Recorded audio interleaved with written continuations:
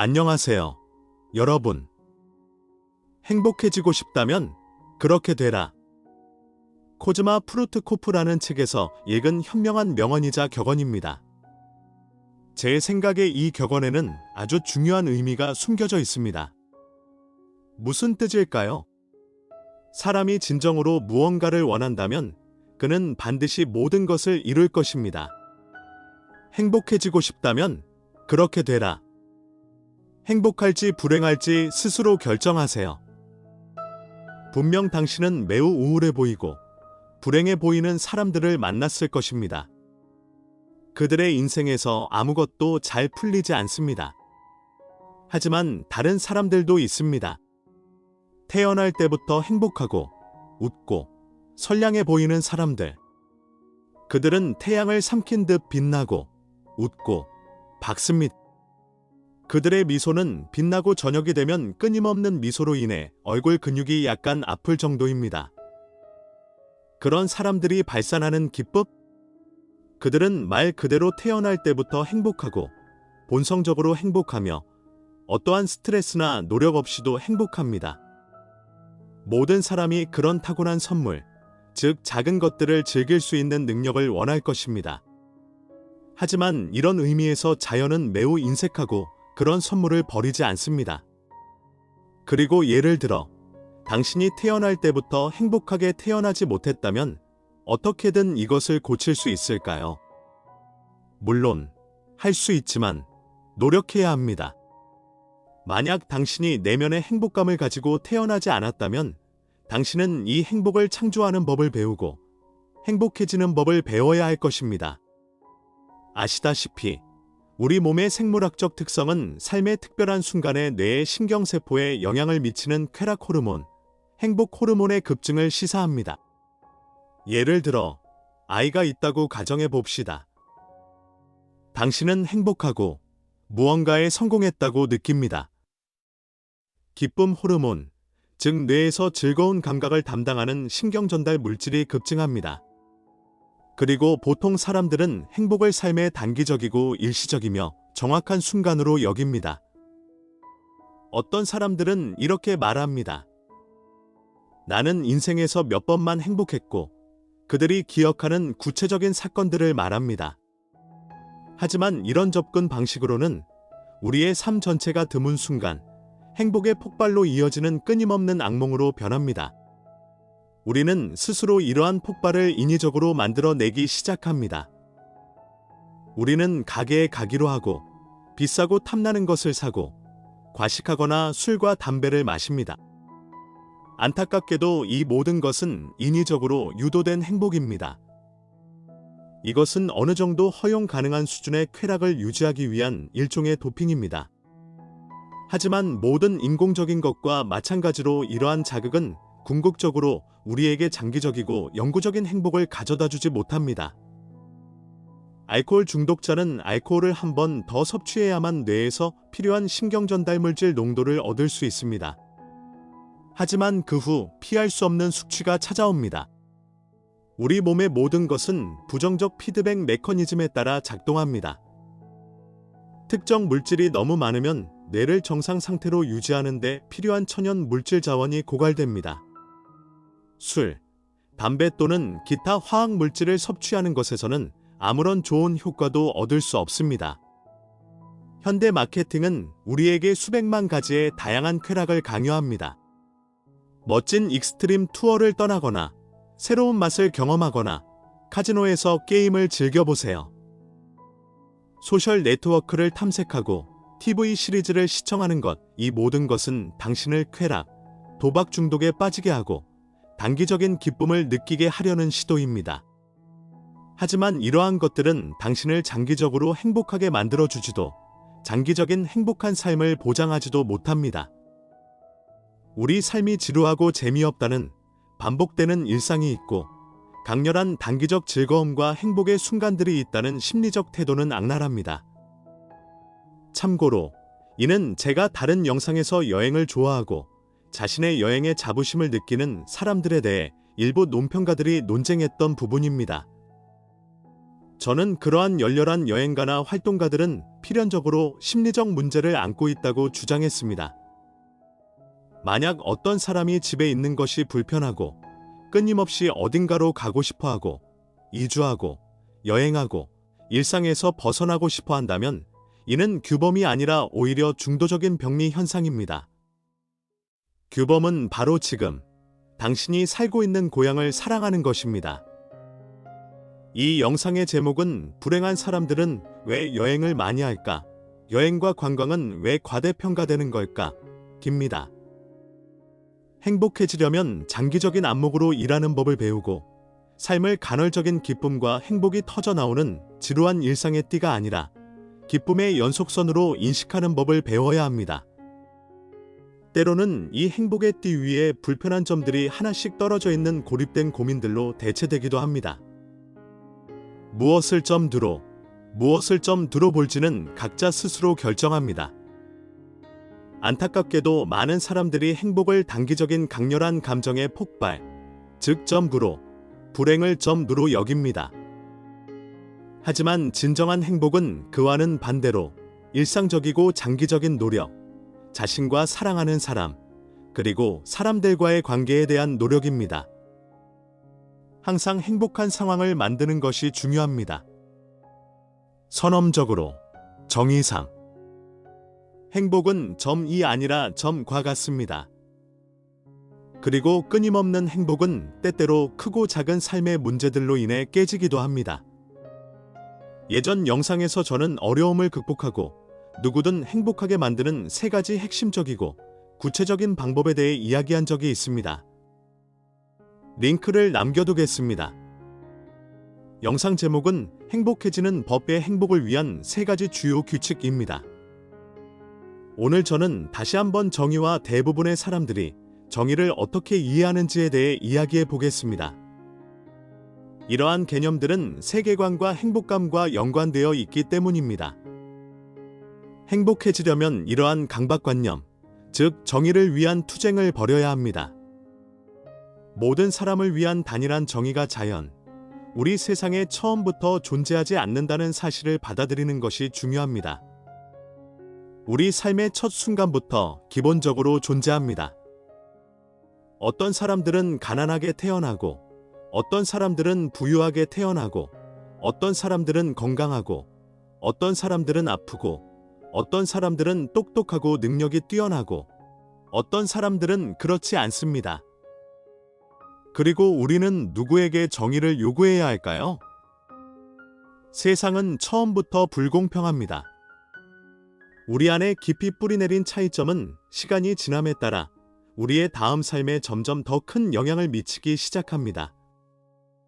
우리는 서로 다른 언어를 사용하고 서로 다른 수준의 번영을 누리는 나라에 살고 불평등한 교육을 받고 불평등한 급여를 받습니다. 왜 우리는 정의를 추구하지 말아야 할까요? 단지 정의가 존재하지 않기 때문입니다. 자연에 존재하지 않는 것을 조치며 삶과 노력을 허비한다면 결코 진정으로 행복한 사람이 될 수 없습니다. 물론 정의는 때때로 삶에 존재하지만 그것은 항상 상대적이며 이 정의를 논하는 사람의 관점에 따라 달라집니다. 절대적인 정의는 미시적인 차원에서는 존재하지 않고 오직 세계적인 차원에서만 존재합니다. 삶은 언제나 죽음으로 끝나고 이것이 가장 높은 보편적 정의입니다. 전 세계적으로 어떤 이야기의 마지막에는 당연히 정의가 승리할 것입니다. 그러므로 우리 모두는 애초에 불공평한 세상에서 살 운명이라는 것을 솔직하게 인정할 가치가 있습니다. 더욱이 이 세상은 오로지 불의 위에 세워져 있습니다. 생명의 생물학은 오로지 다양성 위에 세워져 있으며 단조로움, 보편적 평등과 유사은 오히려 파괴적이고 위협적입니다. 절대적으로 공정한 세상이 존재한다면 단조로움과 진화적 변화의 부재로 끝날 것입니다. 하지만 다행히도 세상은 불공평합니다. 이 사실, 모든 사람에게 획일적인 정의가 없다는 사실을 받아들이면 영구적인 행복을 향한 첫걸음을 내딛게 될 것입니다. 예를 들어 모든 가족, 일상생활 속의 관계, 가족 생활을 생각해 보세요. 누가 누구에게 빚을 졌는지, 누가 얼마를 벌었는지, 누가 돈가스를 요리했는지, 접시를 닦았는지, 빨래를 했는지, 청소를 했는지 끊임없이 찾는다면 결코 행복한 가정을 꾸릴 수 없을 것입니다. 원칙은 간단해야 합니다. 누가 무엇을 더 좋아하는지 그것을 합니다. 예를 들어 어떤 여자가 싱크대에서 더러운 접시를 씻는 것을 싫어한다면 그녀의 남편이 합니다. 그가 더 좋아한다면? 하지만 그녀는 예를 들어 설거지와 청소, 바닥 청소를 좋아합니다. 모든 사람은 그 순간에 중요하고 필요하다고 생각하는 일을 합니다. 이것이 행복해지는 유일한 방법입니다. 아무도 무언가를 하도록 강요받을 필요가 없습니다. 구걸하거나 설득하거나 사소한 일상 문제로 다투는 것도 필요하지 않습니다. 사랑과 행복은 전적으로 자발적인 문제입니다.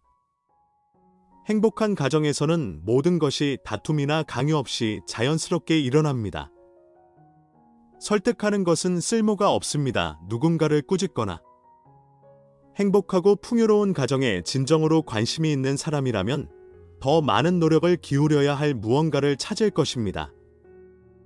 행복한 가정에서는 누구도 가족 다툼을 일으키지 않고 정의를 위해 싸우려 하지 않습니다. 자연에 존재하지 않는 것을 위해 싸우는 것은 어리석은 일입니다. 이제 직장에서의 정의에 대해 이야기해 봅시다. 당신은 열심히, 부지런히 일하는데 당신 옆자리, 예를 들어 사무실 옆 테이블에는 사장의 아들이 앉아 부주의하고 형편없이 일합니다. 불공평하다고요? 물론 불공평하긴 하지만 우리의 미시적 차원에서만 그렇습니다. 그리고 생각해 보세요.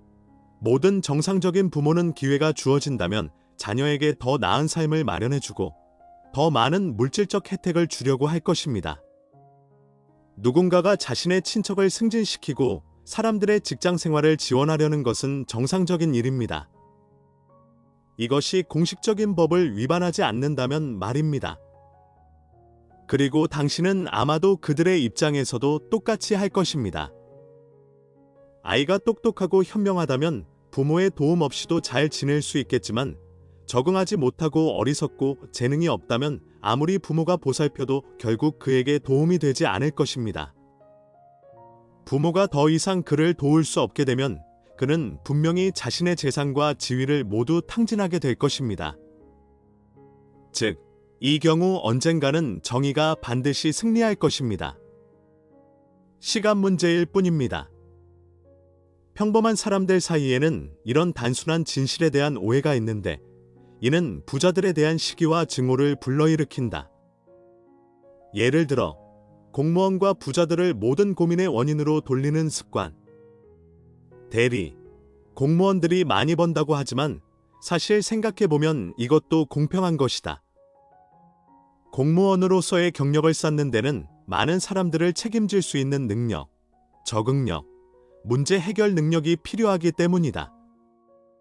이 모든 것은 엄청난 노력이 필요하고 겉으로만 봐서는 개인, 공무원, 심지어 부패한 공무원조차도 경력에 얼마나 큰 비용을 들이는지 알아차릴 수 없다. 자신이 행복해지려면 적게 일하고 많이 버는 사람들에게 관심을 두지 말고 무엇보다도 자신의 전문성과 역량을 키워야 한다. 어쩌면 언젠가는 당신도 직장에서 승진해서 덩치 크고 뚱뚱하고 멍청한 사장이 되어 자신의 아들, 딸을 버릇없이 키울 수 있을지도 모른다. 부는 대개 이런 식으로 분배된다. 자신의 노동으로 모든 것을 벌어들인 매우 부유한 사람이 있다고 상상해보자. 하지만 그가 자식을 버릇없이 기르고 올바른 양육, 가치관, 노동에 대한 이해를 주지 않았다면 아마도 이 모든 부는 조만간 사라질 것이다. 게으른 사람에서 더 열심히 일하는 사람에게 재분배가 이루어질 것이다. 돈은 한 사람에서 다른 사람으로 흘러갈 것이다. 이 과정은 많은 사람이 바라는 만큼 빠르지 않고 때로는 여러 세대가 바뀌어야 할 수도 있다. 하지만 언젠가는 필연적으로 일어날 일이고 지금 부러워할 필요는 없다. 부는 시간이 지나면 손가락 사이로 모래가 빠져나가듯이 흘러나온다. 부자 아버지에게 100만 달러를 받으면 10억 달러로 늘리는 것이 매우 쉽다고 생각한다면 아마도 당신은 착각하고 있는 것이다. 투자는 언제나 위험합니다. 하늘에서 떨어진 100만 달러도 아무나 저축할 수 있는 건 아닙니다. 이는 수많은 복권 당첨자들의 사례에서 확인할 수 있는데 이들은 시간이 지나면 대부분 처음과 같은 재정 상태로 돌아갑니다. 부의 불평등은 항상 덜 열심히 일하고 덜 성공한 사람들에게서 더 성공적이고 더 가치 있는 사람들에게 돈이 흘러가는 결과입니다. 쇼 비즈니스의 모든 아티스트를 예로 들 수 있습니다. 예를 들어 유명 가수 테일러 스위프트는 왜 거의 같은 작품으로 수천만 달러를 버는 반면 레스토랑의 다른 무명 가수는 훨씬 적은 돈을 버는 걸까요? 불공평하다고 생각하시나요? 그들은 똑같이 잘 부르고 보컬과 외적인 데이터는 비슷할 수도 있습니다. 하지만 모든 가수는 청중이 자신의 노래를 듣는다는 사실 때문에 돈을 받습니다. 청중이 특정 가수의 노래를 듣고 싶어 할수록 그는 더 많은 수수료를 받게 됩니다. 인기에 따른 청취자의 선택은 존중되어야 합니다. 모든 사람이 인기 있는 아티스트의 노래를 듣고 싶어 하는 것은 매우 공평합니다. 그들은 원하는 사람에게 돈을 주는데 이는 100% 공평합니다. 수백만 명이 테일러 스위프트의 노래를 듣지만 식당에서 만난 평범하고 이름 없는 가수의 노래를 듣는 사람은 수십 명, 기껏해야 수백 명뿐입니다. 바로 여기에서 불평등이 시작됩니다. 먼저 테일러 스위프트처럼 되어 처음부터 끝까지 스타의 길을 걷고 나서야 그녀의 출연료를 부러워해야 합니다. 먼저 공무원의 길을 걷고 경력을 쌓고 수많은 상사를 섬기고 그들을 기쁘게 하고 어쩌면 그들에게 굴욕을 당하기도 해야 합니다. 상사의 엉덩이를 핥아야 하는데 이는 도덕적인 노력이 필요하며 쉬는 날에도 일하고 수천, 수십만 명의 사람들을 책임져야 합니다. 그러고 나서야 공무원이나 정치인들이 높은 연봉을 헛되이 받는다고 말하는 것입니다. 따라서 정의는 매우 조건적이고 상대적인 개념입니다. 사회에서 100% 공정하다고 여겨지는 현상조차도 자신의 이익을 고려하지 않은 누군가에게는 불공평하다고 여겨질 수 있습니다. 행복을 위한 세 가지 규칙 중 하나는 자연에는 모든 사람에게 적용되는 단일한 정의가 없다 라는 것입니다. 불행히도 이 명백한 사실을 완강히 거부하는 것은 종종 우리를 불행하게 만들고 끊임없이 비효율적인 투쟁을 하게 만들며 우리를 불안하고 화나게 만듭니다. 역설적인 결론이네요. 여러분, 댓글로 반박하고 싶으실지도 모르겠네요. 생각해 보세요. 귀 기울여 주셔서 감사합니다. 곧 뵙겠습니다.